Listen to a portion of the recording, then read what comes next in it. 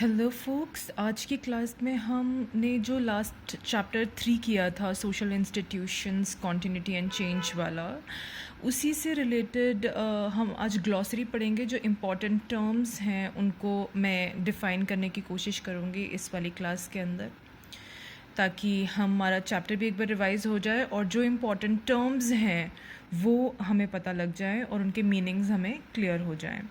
तो सबसे पहला जो टर्म है, जो वर्ड है जिसको हम पढ़ेंगे वो है कास्ट। कास्ट क्या है? जैसा कि हम पूरे चैप्टर में पढ़ चुके हैं, कास्ट एक ऐसा स्ट्रैटिफाइड सिस्टम है, एक ऐसा सिस्टम है जिसके अंदर डिविजन्स हैं, हायरार्कीज़ हैं, कैटेगरीज़ हैं, और उन कैटेगरी के हिसाब से ही लोगों का जो सोशल स्टेटस है वो डिसाइड किया जाता है।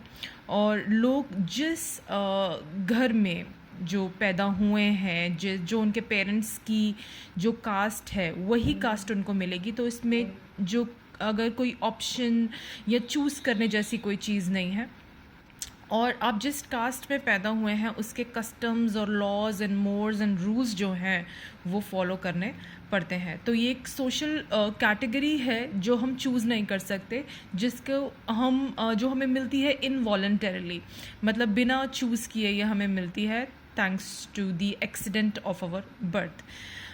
नेक्स्ट टर्म जो हम करेंगे वो है वर्ण।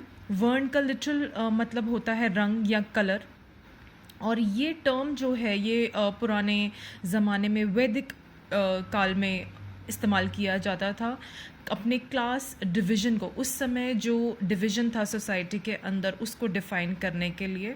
और ये जो डिविजन्स थे, जो 4 डिवीज़न की बात हमने पहले भी चैप्टर्स में पढ़ी थी, Brahmanas, Kshatriyas, Vaishyas, Shudras and the 5th category, ये हमें स्क्रिप्चरल टेक्स्ट जो थे उस समय के वैदिक काल के, जैसे कि मनुस्मृति, उसमें देखने को मिलता है। तो ये सोशल डिवीज़न था, और जिसकी कास्ट होती थी उसी के हिसाब से आपकी ऑक्यूपेशन भी होती थी। जैसे कि मैंने यहाँ पे कुछ एग्जांपल्स लिखे हैं। जो ब्राह्मण्स थे वो यूजुअली प्रीस्ट, स्कॉलर्स और टीचर्स होते थे। जो क्षत्रियास थे वो गवर्नर्स, रूलर्स और सोल्जर्स होते थे।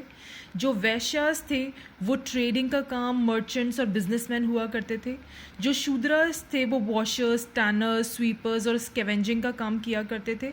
और जो लास्ट हमारी जो कैटेगरी जो इसमें डिफाइन नहीं थी इन चारों में, वो थी अनटचेबल्स और आउटकास्ट की, जो कि एक तरीके से एग्जाइल्ड और एक्सपेल्ड लोग हुआ करते थे। इसके बाद जो हमारी टर्म है वो है जाति। जाति जो टर्म है वो इंडियन वर्नैकुलर यानी भारतीय बोली में उस समय जो इस्तेमाल किया जाता था टर्म, ये वो है। ये बहुत ही जेनेरिक टर्म है कास्ट के लिए, जो रीजनल और लोकल लैंग्वेजेस में यूज़ किया जाता था। और इसका मतलब वही था, वो ग्रुप ऑफ पीपल जो कि अपने जेनेरिक कैरेक्टरिस्टिक्स के हिसाब से जाने जाते थे। और जाति और कास्ट मिलके ही हमारा पूरा कास्ट सिस्टम बनाते हैं।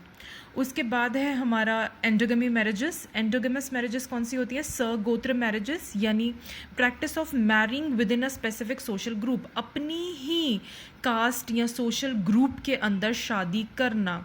इसमें एक कारण, अपने ही कास्ट या सोशल ग्रुप में शादी करने का एक कारण हो सकता है कि अपनी जो प्रॉपर्टी या इनहेरिटेंस है उसको डिसिपेट ना होने देना, उसी ग्रुप के विद इन वो प्रॉपर्टी या इनहेरिटेंस जाए, ऐसा सोच के भी एंडोगमस मैरिजेस जो हैं वो की जाती हैं। इसके एग्जांपल्स मैंने आपको पहले भी बताए थे। अगर बहुत स्ट्रिक्ट एग्जांपल्स, ऑल्दो एंडोगमस मैरिजेस हमें भारतीय समाज में देखने को बहुत आराम से मिल जाती हैं, बट बहुत स्ट्रिक्ट अगर एग्जांपल्स की बात मैं करूं तो Parsis and Tamil Brahmins can be 2 of the examples.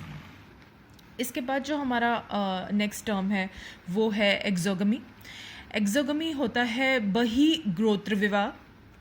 इसके अंदर जो मैरिजेस हैं वो आप अपने ही सोशल ग्रुप में ना जाकर आप आउट ऑफ द ग्रुप अपने सोशल ग्रुप में या अपनी जो कास्ट है आपकी उसके बाहर जाके आप शादी करते हैं। इसके अंदर इंटरकास्ट मैरिजेस आती हैं। इसके बाद है टर्म संस्कृताइजेशन यानी संस्कृतिकरण।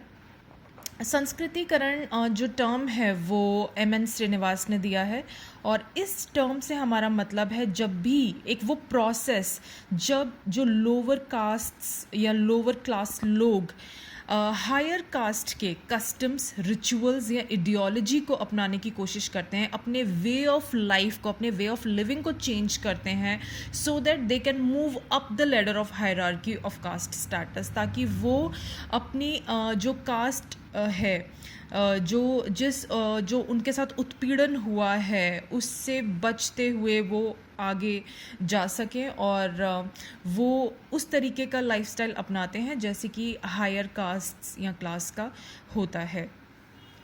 इसके बाद जो हमारा टर्म है वो है फैमिली यानी परिवार। परिवार एक बेसिक यूनिट है हमारे सोशल ऑर्गेनाइजेशन का, बहुत ही सबसे छोटा अगर हमारे समाज का एक सोशल यूनिट की मैं बात करूं तो वो होता है हमारा परिवार। इसके अंदर वो लोग आते हैं जो आपस में एक दूसरे से जुड़े हुए होते हैं, उनके बीच में एक बॉन्ड होता है बाय मैरिज, ब्लड और अडॉप्शन। विवाह के द्वारा वो बॉन्ड बन सकता है, ब्लड के द्वारा बन सकता है या अडॉप्शन के द्वारा बन सकता है।